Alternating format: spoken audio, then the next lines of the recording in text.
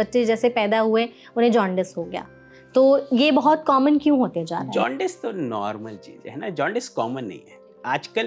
पहले पीलिया होता था, पहले भी पीलिया होता था, बट उतना डिटेक्ट नहीं होता था, है ना। अब क्या है कि अब मशीन्स आ गए हैं जो कि आपको पहले खून का सैंपल लिया जाता था, उससे पता लगता था पीलिया होता था। अब हम खून का सैंपल ले लेते हैं, मशीन से बता देते हैं कि पीलिया है कि नहीं, है ना। और पीलिया पहले भी इतना होता था जितना आत होता था, ठीक है ना। अब यह है कि थोड़ा बच्चे पहले पैदा हो जाते हैं, जो समय से पहले बच्चे पैदा होते हैं उनको पीलिया की चांसेस ज़्यादा होते हैं। जिनके खून में असमानता होती है उनमें पीलिया की चांसेस ज़्यादा होते हैं। तो पीलिया तो उतना ही है, ऐसा कुछ नहीं कि ज़्यादा बढ़ गया, बट हमारा चीज़ें ढूंढने का तंत्र बढ़ गया है, जिसकी वजह से हमें ज़्यादा पीलिया लगता है। और ये पीलिया सुनकर मेरी पेरेंट्स से रिक्वेस्ट है कि आप लोग घबराएं ना कि मेरे बच्चे को पीलिया हुआ है, क्योंकि ये वो पीलिया नहीं है जो हम बड़े लोगों को लीवर खराबी की वजह से होता है। ये बेसिकली होता है क्योंकि बच्चे का खून गाढ़ा होता है, वो खून टूटता है, उसका वजह से उसकी जगह हमारा खून बनता है। अब जो वो खून टूटता है उसकी वजह से पीलिया होता है, ठीक है ना। सो आजकल गाइडलाइंस है, ऐसा नहीं कि हर कोई पीलिया जिसको हो गया उसको भर्ती कर लिया जाएगा, ऐसा कुछ नहीं है। इंटरनेशनल लाखों बच्चों पे करके टेस्ट करके गाइडलाइंस बनी, उस गाइडलाइंस के देखकर हम लोग डिसाइड करते हैं कि क्या बच्चे को फोटोथेरेपी चाहिए या नहीं। अब इसी चीज़ पे एक और चीज़, क्योंकि बड़ी कॉमनली दादी नानी बोलती हैं कि इसके बच्चे हमारे बच्चे को पीलिया हो गया है तो क्या मम्मी को हल्दी का दूध ना दें, या बच्चे को माँ पीली साड़ी ना पहने, या पीले बल्ब में ना रखें। तो उनको ये बताना चाहूँगा इस चैनल के माध्यम से कि किसी भी खाने से, पीने से, दिखाने से कोई पीलिया नहीं होता है ना। पीलिया बेसिकली बच्चे का खून टूट रहा है उसकी वजह से होता है, उसमें माँ के खान पान किसी चीज़ से कोई रिलेशन नहीं होता। एक और बड़ा कॉमन इसी कि सूरज का रोशनी क्या फ़ायदा देता है या नहीं देता है। मम्मी आती हैं कि हम तो बच्चे को सूरज की रोशनी में रख देंगे, इसका पीलिया ज़्यादा है, उससे ठीक हो जाएगा। तो ये एक भ्रम है, ठीक है ना। हमें एक, अगर कोई साइंस का बंदा उसे पता होगा कि ब्लू लाइट एक पर्टिकुलर वेवलेंथ होती है जो कि जब हमारे बिलिरुबिन जो कि पीलिया का अंत है उससे जाकर टकराती है तो उसको चेंज करती है। तो जबकि सनलाइट एक ब्रॉड बेस्ड वाइट लाइट है, ठीक है ना, जिसकी वेवलेंथ ब्रॉड होती है तो उतना इफेक्ट नहीं करती है। अगर बच्चे को हल्का फुल्का जॉन्डिस है तो दादी नानी पूछती है तो मैं ज़रूर बोलता हूँ कि ज़रूर दिखाओ सूरज की रोशनी, दिखाने में कोई हार्म नहीं है, क्योंकि उससे मेरे बच्चे को विटामिन डी मिल रहा है, कोई नुकसान नहीं होगा, है ना। बट अगर हमारा एक लेवल है उससे ज़्यादा हो रहा तो कृपया कर आप फोटोथेरेपी के लिए भर्ती कर दीजिए। ठीक है, आपने जैसे टेस्ट की भी बात आप कर रहे थे, तो न्यूबॉर्न बेबीज को कौन से टेस्ट कराने चाहिए शुरुआत में जो पेरेंट्स को पता होना चाहिए? ठीक है ना, एक बड़ा इंपॉर्टेंट चीज़ होती है आजकल, ये यूनिवर्सल टेस्ट होता है, वो होता है बच्चे का थायराइड प्रोफाइल कराना, है ना। थायराइड कराना इसीलिए ज़रूरी होता है क्योंकि बच्चा ग्रो कर रहा है।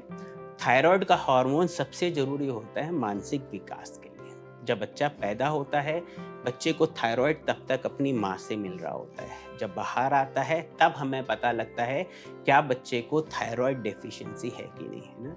सो इमीडिएटली अधिकतर अस्पतालों में बच्चे के कॉर्ड से सैंपल लेके थायराइड की टेस्टिंग भेज दी जाती है, जिससे कि विदिन 24 घंटे पता लग जाता है भाई बच्चे को थायराइड कम तो नहीं है ना। अगर थायराइड की बीमारी है तो थायराइड का hormone should be started as soon as possible. इसके अलावा कुछ और टेस्ट होते हैं लाइक न्यूबॉर्न स्क्रीनिंग कुछ लोग बोलते हैं, जिससे कि हमें कुछ ऐसी रेयर डिजीजेस होती हैं लाइक G6PD, है ना, फिनाइल कीटोनुरिया, जिसमें पता लगता है। Not mandatory but yes majority of the hospital बोलती हैं कि करना चाहिए। तीसरी चीज़ जो मैं ज़रूर इस चैनल के माध्यम से बोलूँगा, हियरिंग टेस्ट कराना। यूनिवर्सल हियरिंग टेस्ट कराया जाता है। मम्मी पापा दादी बोलते हैं हमने तो चुटकी बजाई, हमारे बच्चे को पता लग रहा है तो हियरिंग ठीक है, हम नहीं कराएंगे, है ना। बट ये सोचना गलत है ना। हमने चुटकी बजाई बट बच्चे का वो सेंसरी सिस्टम हमें नहीं पता लगता क्या बच्चा हमारा विस्पर भी सुन पा रहा है या नहीं। ये हमारे द्वारा, हम डॉक्टर्स के द्वारा बनाए नहीं, ये यूनिवर्सल टेस्ट है जो एटलीस्ट हर बच्चे को करा लेना चाहिए। ठीक है, तो आपने जैसे हियरिंग की बात की, तो हमें कैसे पता चलेगा कि बच्चों में तो शुरुआत में न्यूली पेरेंट्स भी नहीं समझ पाते कि बच्चा अच्छे से देख पा रहा है, बोल पा रहा है, या फिर सुनने वाला तो आपने बता दिया, तो ये कैसे पता करें? बच्चा देखता है, बच्चा आपको देख रहा होता है, बच्चा आज को समझ रहा होता है, बच्चा आपकी सुन रहा होता है। आपने पुराना सुना होगा, महाभारत में लिखा है कि अभिमन्यु ने पेट में मम्मी की वो सारा चीज़ सुन लिया था, है ना। So this is, I think उस चीज़ में कुछ सच्चाई हो सकती है। बच्चा मम्मी को फील कर सकता है, बच्चा मम्मी की बातें सुन सकता है, मतलब there is no scientific evidence, but yes, पक्का बच्चा सुन सकता होगा एटलीस्ट। जैसे अब बाहर बच्चा आता है, हम 24 घंटे के अंदर हियरिंग टेस्ट करते हैं, तो उससे हमें पता लग जाता है ना। बच्चा मम्मी को बड़े अच्छे से फील करता है। जो हमारे 500-600 ग्राम के जो बच्चे होते हैं ना, वी हैव सीन कि जिसकी मम्मी बड़ी पॉजिटिव होती हैं, बच्चे से आके बात कर रही होती हैं, बच्चे के हाथ टच कर रही होती हैं। एक कंगारू मदर केयर एक चीज़ होती है जो बच्चे को यहाँ पर रखती हैं, बच्चे को, है ना, जिसका मदर के साथ, मदर और बेबी का बड़ा अच्छा इंटरेक्शन होता है ना, उसकी बहुत अच्छे से वो बच्चे निकलते हैं। इनफैक्ट वो बच्चे बड़े काम और बिना किसी दवाइयों के अच्छे से निकलते हैं। सो बच्चे मम्मी को फील कर सकते हैं, सुन सकते हैं। मैं पक्का हूँ कि वो बोल भी सकते हैं मम्मी से, अगर उनकी जुबान निकल जाती है, ठीक है ना। बट यस, ये अलग टाइप का, ये मतलब एक मिराकुलस टच होता है मदर का, जो कि बेबी के साथ होता है। So they can fear and hear also, I can see. Okay, ठीक है। मतलब उसमें अगर कोई प्रॉब्लम होगी तो कैसे पता करें कि बच्चे देख नहीं पा रहे हैं? जैसे देखिए, आपको हियरिंग टेस्ट है, हियरिंग टेस्ट हमने बताया 24 घंटे के अंदर कर देते हैं हम लोग, है ना। इसी तरह से आई टेस्ट होता है ना। जब भी बच्चा पैदा होता है तो एक चीज़, जरूरी चीज़ जो हम सब लोग देखते हैं, वो होता है रेड आई रिफ्लेक्स। उसका मतलब है कि एक लाइट हम लोग बच्चे की आंखों के अंदर डालते हैं, जिस पुतली के अंदर, देखने के लिए कि हमें लाल दिख रहा है कि नहीं दिख रहा है ना। एक तो उससे, क्योंकि उसमें एक बड़ी इंपॉर्टेंट चीज़ जो मिस हो सकती है, वो होती है आई का ट्यूमर, जिसे रेटिनोब्लास्टोमा, है ना। इसी तरह से हम हेयरिंग टेस्ट हर बच्चे का नहीं, आई टेस्ट हर बच्चे का नहीं कराते हैं। जो प्रीमेच्योर होते हैं, जो बच्चे 33-34 हफ्ते से नीचे के पैदा होते हैं, या जिन्हें, जो वेंटिलेटर पे रहे हैं, या जिनको ऑक्सीजन मिला है, ठीक है ना, लंबे समय तक, ऐसे बच्चों को हम हमेशा हियरिंग टेस्ट कराते हैं। ऐसे बच्चों का हमेशा आई टेस्ट कराते हैं। ऐसे बच्चों का ब्रेन स्कैन कराते हैं।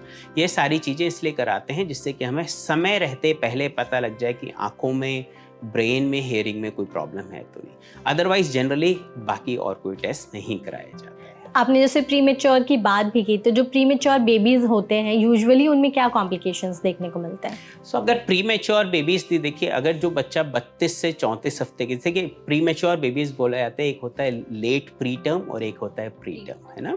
सो अगर हम बात करें, 2.5 किलो से नीचे हमारे लो बर्थ वेट हो गए, 1.5 किलो से नीचे हमारे वेरी लो बर्थ वेट हो गए, और 1 किलो से नीचे एक्सट्रीमली लो बर्थ वेट हो गए। तो अगर मैं 1 से 1.5 किलो तक के बच्चे की बात करूँ, उनमें जनरली कॉम्प्लिकेशन, आजकल मेडिकल फील्ड इतना एडवांस हो गया है कि उनमें जनरली नहीं मिलते। ये बच्चे जब पैदा होते हैं तो इनकी फेफड़े नहीं चल रहे होते हैं, फेफड़े मतलब चल रहे होते हैं उनको, लेकिन सपोर्ट चाहिए होता है ना।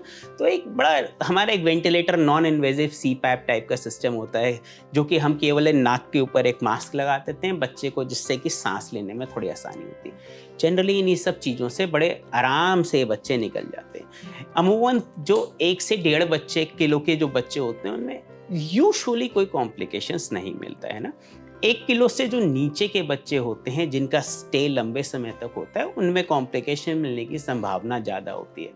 कॉम्प्लिकेशन किस तरीके के, कि ब्रेन में हो सकता है कि ब्रेन के कोई सेल्स में किसी तरह की ब्लीड हुई हो या कोई परेशानी हुई हो।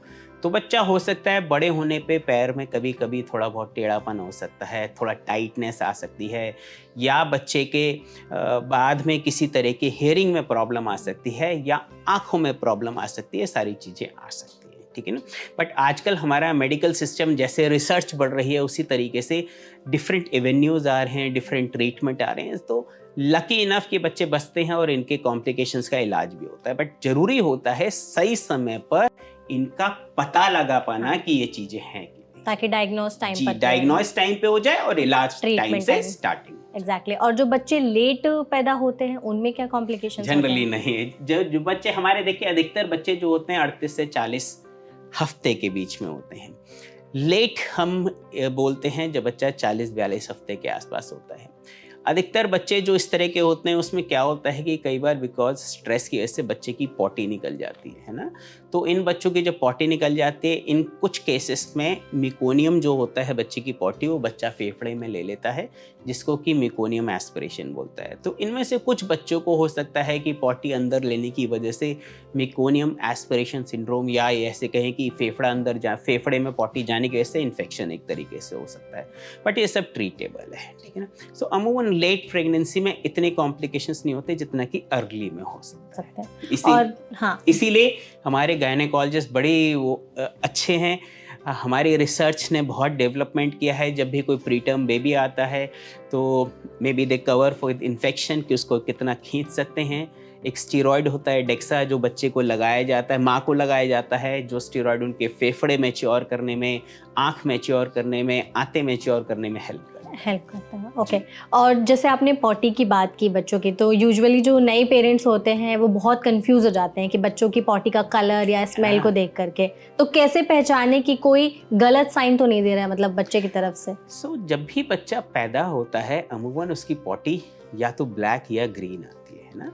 उसमें ना तो ब्लड होता है ना कुछ और होता है, बट ये एक नॉर्मल कलर होता है, जो कि अमूमन अगले 3 से 5 दिन में पॉटी ग्रेजुअली करके येलो आ जाती है ना। ये सारी चीज़ें नॉर्मल है। डरना किस चीज़ से चाहिए? अगर बच्चे को ग्रे या वाइट कलर की पॉटी हो रही है ना। बच्चे ने मेरे 24 से 48 घंटे तक पॉटी नहीं करी, 48 घंटे तक तो जरूर, अगर पॉटी नहीं करी तो चेक कर लेते हैं।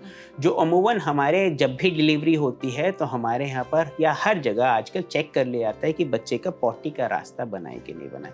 जनरली थोड़ा सा एक ट्यूब डालकर हम लोग देख लेते हैं, अमूमन बच्चा पॉटी कर ही देता है, ठीक है ना।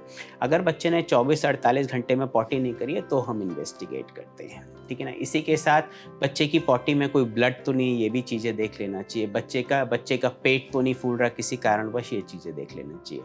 इसके अलावा और जनरली कोई चीज़ नहीं। और स्मेल पॉटी की? स्मेल पॉटी से नहीं, बच्चे की नॉर्मल पॉटी होती है तो उसके लिए कोई परेशानी नहीं। ग्रेजुअली जब बच्चा माँ का दूध लेने लगता है तो उसकी नॉर्मल पॉटी का कलर होने लगता है जो हमारा है, and this is how things moves.